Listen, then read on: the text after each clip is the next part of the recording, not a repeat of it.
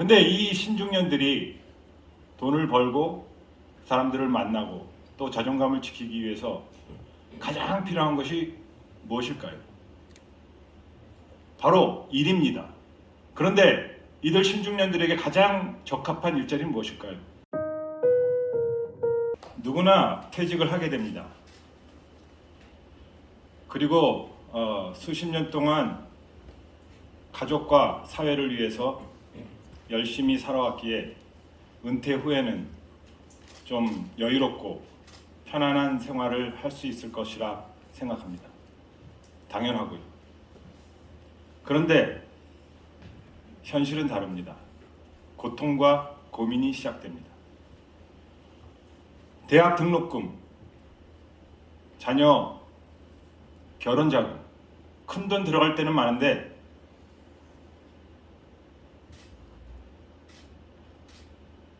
모아놓은 돈은 없고 또 인생 100세 시대라는데 앞으로 50년 어떻게 살아야 할지 막막하기만 합니다. 더구나 퇴직하니 할 일은 없고 사회적 관계는 줄어들면서 외로움은 커지고 또 자존심만큼은 지키고 싶은데 자꾸자꾸 작아져만 갑니다. 혹시 제가 이런 신중년의 현실을 너무 부정적으로만 얘기했나요? 저는 그렇지 않다고 생각합니다. 통계, 숫자들이 보여주는 객관적 현실은 그보다도 훨씬 더 어둡습니다. 2020년 우리나라 노인 빈곤율은 40.4%입니다. OECD 당연히 최하이고요. 평균의 3배입니다. 그보다 더 심각한 것은 노인 자살률입니다. 10만 명당 53.3명. 매일 10명 이상이 자살하는 통계입니다. 이 숫자가 좀 멀게 느껴지나요? 사실 저부터 5060, 신중년, 그리고 저는 베이비 부머 세대입니다. 저를 포함한 이분들 대부분이 몇 년 후면 10년 후쯤이면 65세가 넘습니다. 다시 말해서 이 노인 문제의 중심에 바로 우리 신중년 세대가 자리하고 있는 것입니다. 아무리 생각해봐도 위기감을 느끼지 않을 수가 없습니다. 그러나 희망은 있습니다. 이들 중에는 화려한 경력, 높은 학력, 그리고 열정과 건강을 갖추신 분들이 참 많습니다. 근데 이 신중년들이 돈을 벌고 사람들을 만나고 또 자존감을 지키기 위해서 가장 필요한 것이 무엇일까요? 바로 일입니다. 다시 일하는 것이야말로 가장 현실적이고도 효과적인 사회 문제 해결책입니다. 거기다가 좋은 점이 하나 더 있습니다. 일을 하면 건강해진다는 것입니다. 이것은 제가 지난 10년간 저희 회사 동료들을 지켜온 그 결과와도 바로 일치합니다. 다시 말해서 일이야말로 경제적 문제, 사회적 관계, 자존감의 문제, 심지어 건강까지 신중년 문제의 가장 중요한 근본적인 문제들을 해결할 수 있는 실마리인 것입니다. 그런데 이들 신중년들에게 가장 적합한 일자리는 무엇일까요? 저는 IT라고 생각합니다. 요즘 퇴직하시는 분들은 이미 상당히 인터넷 시대를 경험했습니다. 이분들이 현업에 적응할 수 있도록 충분하게 준비된 교육과 훈련이 있다면 경쟁력 갖출 수 있습니다. 그리고 IT에는 단순하고 반복적이고 또 저강도의 업무들이 참 많이 있습니다. 더군다나 청년들은 이 업무들을 그렇게 달갑게 생각하지 않는 분이 많습니다. 제가 모니터링 업무를 예를 들어서 경험해 보니 이직률이 50%에 달하는 그런 케이스도 있습니다. 다시 말해서 이 청년들에게 비전을 제시 못하는 그런 업무는 신중년에게는 좋은 일자리 기회가 될 수 있다는 뜻입니다. 바로 이 포인트에 착안해서 에버영 코리아가 탄생한 것입니다. 에버영 코리아는 현재 업력 9년차, 연매출 70억 정도로 성장했습니다. 350명 정도의 직원 수와 그리고 평균 연령은 64세입니다. 주요 고객사는 네이버, 현대카드, 대용자 그리고 AI 전문 기업들과도 긴밀하게 협력하고 있습니다.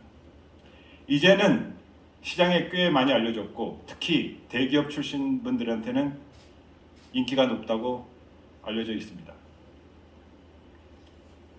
그동안 수십 차례에 걸쳐서 채용 모집을 해왔는데 경쟁률이 한때 80대 1에 이르는 적이 있습니다. 어떻게 이 모든 것들이 가능했을까요? 저는 이것은 제 얘기를 좀 들려주는 게 먼저라고 생각합니다. 저는 10년 전 어느 날 제가 좋아하고 또 존경하는 지인과 함께 만나서 우리 사회적으로 좀 의미 있고 공헌할 수 있는 일이 없을까 한번 생각해보자 했습니다. 그러다가 결론은 나이차별, 성차별, 학력차별에 대해서 좀 뭔가를 해보자. 그렇게 결론에 이르렀습니다. 그 다음에 나이차별과 관련해서는 시니어 일자리, 그 중에서도 IT 기반 일자리를 만들어야겠다라는 생각을 하게 되었습니다. 이것이 바로 에버영의 시작이었고 그 이후 네이버가 협력 회사로 되어서 저희가 빠른 성장을 이룰 수 있었던 것 같습니다. 네이버가 처음 진행했던 업무는 지도 블러링 업무입니다. 여러분 혹시 네이버 서비스 중에 거리뷰를 들어보셨나요? 360도 카메라를 단 차가 전국을 돌아다니면서 촬영해 오면 거기서 그 개인정보 프라이버시 문제 때문에 자동차 번호판하고 사람 얼굴을 좀 흐릿하게 해야 합니다. 여기 일을 가지고 30명으로 시작했습니다. 그 이후 네이버 서비스가 대부분의 네이버 서비스, 그러니까 블로그, 카페, 지식인, 댓글 등 여러 가지 그 내용 중에서 불법적인 부분들을 신고하거나 삭제하는 모니터링 업무가 있습니다. 그 업무가 상당히 많은 숫자를 고용할 수 있는 큰 업무인데요. 그래서 1년여 만에 직원 숫자가 450명 정도가 되었고 그해 대한민국 고용 창출 기업 100대 기업 중에서 3위를 해서 저희가 대통령상까지 수상하는 그런 영광도 있었습니다. 에버영 코리아가 이렇게 경쟁력이 있는 회사로 자리 잡게 된 것은 한마디로 신중년에 맞는 회사다운 회사, 이것을 만들었기 때문이라고 저는 생각합니다. 신중년에 맞는 회사다운 회사, 그 출발점은 바로 주 5일 4시간 근무입니다. 처음에는 8시간 근무, 심야 근무도 있었는데 한 1년여 정도 해보니까 시니어들 건강 상태하고도 맞지 않고 또 개인 생활 패턴에도 좀 맞지가 않아서 결과적으로는 지금은 근본 모두 다가 주 5일 4시간 근무를 하고 있습니다. 이 근무 제도가 신중년이 그나마 건강을 지키면서 개인 생활을 병행하기에 딱 좋은 그런 것 같습니다. 그 다음에 필요한 것은 교육입니다. 새로 일을 시작하는 신중년 재교육에는 가장 중요하고도 기초적인 것이 자기가 가졌던 과거를 지우는 겁니다. 이것은 마치 새로운 인생을 잘 그려내려면 못이 꽉 찬 그런 그림이 아니라 새하얀 캔버스에 그리면 더 유리한 그런 것과 같은 이치입니다. 이렇게 자기 자신을 비우고 새로운 것을 채우기 위해 준비하는 그 과정 이후에 가장 필요한 것은 학습입니다. 학습은 새로운 것을 배우고자 하는 그 유연함 그리고 의지입니다. 저는 에버영 코리아를 운영하면서 컴퓨터 공학과 교수 또는 대기업 출신 전문가 이런 분들 많이 있었는데 새로 배우는 것에 소홀한 분들도 있었습니다. 반면 고등학교도 나오지 못하고 평생 직업 한번 가져보지 못한 전업주부도 열심히 배우고자 하고 학습하니까 훨씬 더 근무 효과 성과를 잘 내는 경우가 참 많았습니다. 배움을 습관화하는 학습은 이렇게 업무 수행하는 데도 꼭 필요하지만 새로운 환경에 적응하고 계속적으로 한두 해 일에서 끝나는 게 아니라 평생 동안 일을 계속하려면 너무너무도 중요하게 필요한 필수적인 사항입니다.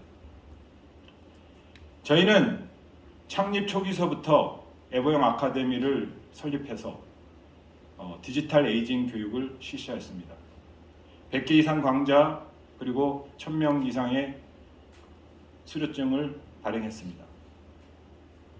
그리고 심화 학습을 위한 온라인 스터디 그룹 에버영 칼리지도 운영했습니다.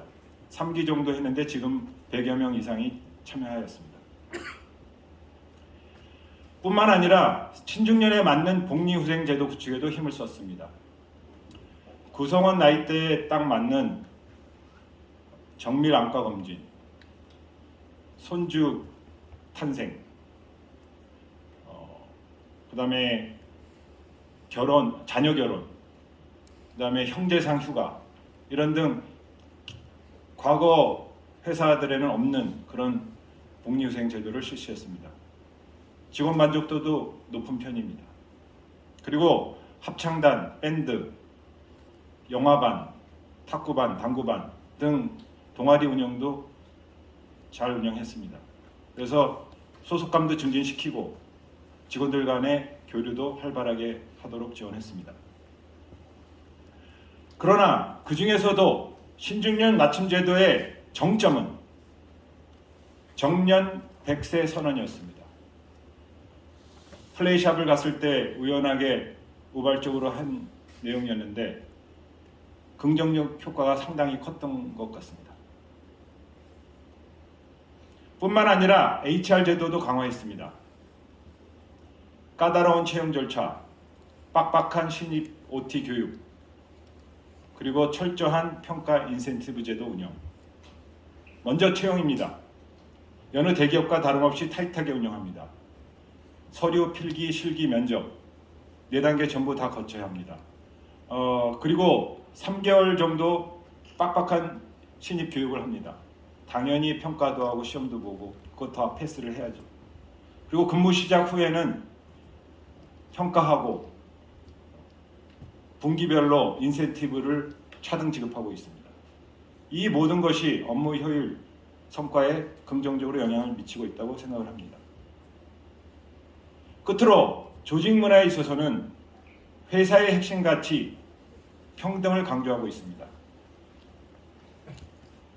직위 직책에 상관없이 책상, 의자, 컴퓨터, 명패 모두 똑같이 하고 제자리도 문간에 배치했습니다.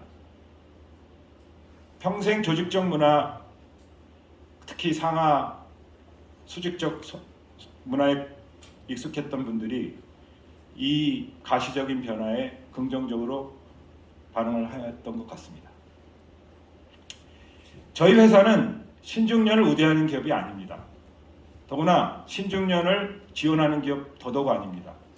저희는 그냥 신중년의 역량을 바탕으로 그들이 새로운 가치를 창출할 수 있도록 돕는 그런 회사다운 회사를 추구하였습니다. 이를 위해 직원들에게 적합한 환경을 제공하고 서포트하기 위해서 노력했습니다. 바로 직원의 경쟁력이 우리 회사의 경쟁력이니까요. 이제 정리해 보겠습니다. 머지않아 50대 이상이 우리나라 인구의 절반을 차지하는 세상이 옵니다. 근데 만약 이들을 그냥 지원의 대상으로 본다면 우리 사회에 답이 없습니다.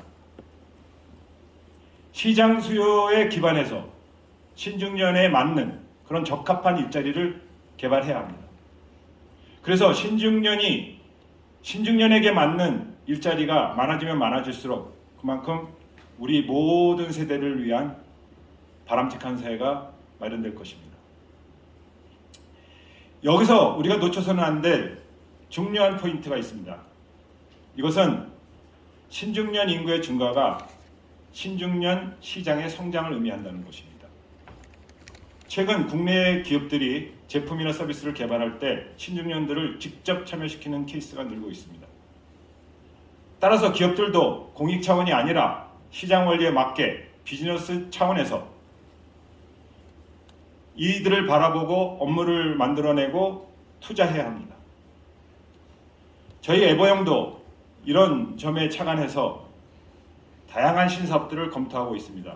이미 AI 관련된 사업을 하고 있지만 메타버스를 활용한 시니어 커뮤니티, VR을 활용한 시니어 케어 서비스 면밀하게 지금 살피고 있습니다. 이는 몇 가지 예시에 불과합니다. 앞으로 신중년 세대가 가진 자원과 에너지는 정말 무궁무진합니다. 한문으로 기회의 기자와 위기의 기자가 같다고 합니다.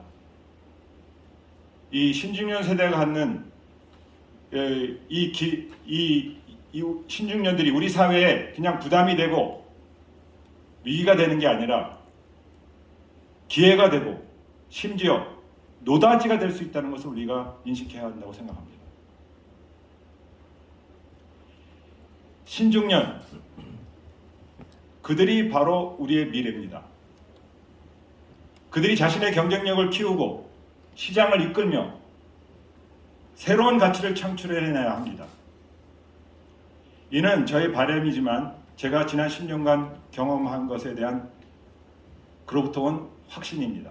저의 이 희망과 그 다음에 믿음이 현실이 될 수 있도록 저는 끊임없이 방법을 찾고 또 꾸준하게 행동에 옮길 것입니다. 이미 길은 시작됐습니다. 여러분들이 여기 계신 분들부터 다 함께 한 걸음 한 걸음 앞장서 주시길 간절하게 바랍니다. 감사합니다.